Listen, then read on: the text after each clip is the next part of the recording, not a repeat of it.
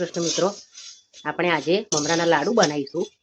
હું તમને બે રીતે મમરાના લાડુ બનાવતા શીખવાડીશ. તમે જોજો. બાળકોના ખૂબ પ્રિય હોય છે મમરાના લાડુ ઉત્તરાયણમાં. માટે મેં 3 વાડકી મમરા લીધા છે. એની સામે 1 વાડકી ગોળ લેવાનો છે. સારી રીતે શેકી લઈશું. ક્રિસ્પી થાય એવા સરસ. આપણા મમરા શેકાઈ જવાયા છે. આપણે હાથે તોડીએ તો આપણા મમરા શેકાઈ ગયા છે. હવે આપણે એને એક બાઉલમાં કાઢી લઈશું. ચમચી આપણે ઘી લઈશું.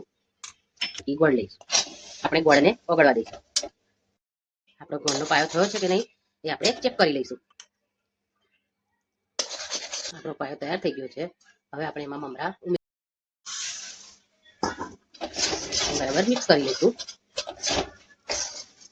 આપણું તૈયાર થઈ ગયું છે. હવે આપણે એને ગેસ પરથી ઉતારી લઈશું અને જ્યારે ગરમ હોય ત્યારે પાણીવાળો હાથ કરી અને આપણે લાડુ વાળી લઈશું. આ રીતે આપણે એને આ રીતે થાળીમાં ઠારી દઈશું. ચીક્કીની જેમ સરસ રીતે એને પાથરી દઈશું. આપણે ગરમ ગરમ આટા ના ફાવે મમરાના લાડુ તો આ રીતે તમારે ઠારી દેવાનું અને તમે આવી રીતે અનમોલ્ડ કરશો આમ કરીને એટલે એની જાતે બહાર આવી જશે. જો સરસ રીતે તૈયાર છે આપણા મમરાના લાડુ. આ મમરાના લાડુ અને આ મમરાની ચીક્કી. આને તમે એવું નહીં કે ઉત્તરાયણમાં જ ખાઈ શકો છો. એને બાળકોમાં તમે લંચ બોક્સમાં નાસ્તામાં પણ બનાવીને આપી શકો છો. હરતા ફરતા બાળકો ખાઈ શકે તો તમે 12 માસ એની મજા માણી શકો છો. આલાના લાડુ અને મમરાની ચીક્કીની. વિડીયો ગમ્યો હોય તો લાઈક અને સબસ્ક્રાઇબ કરજો.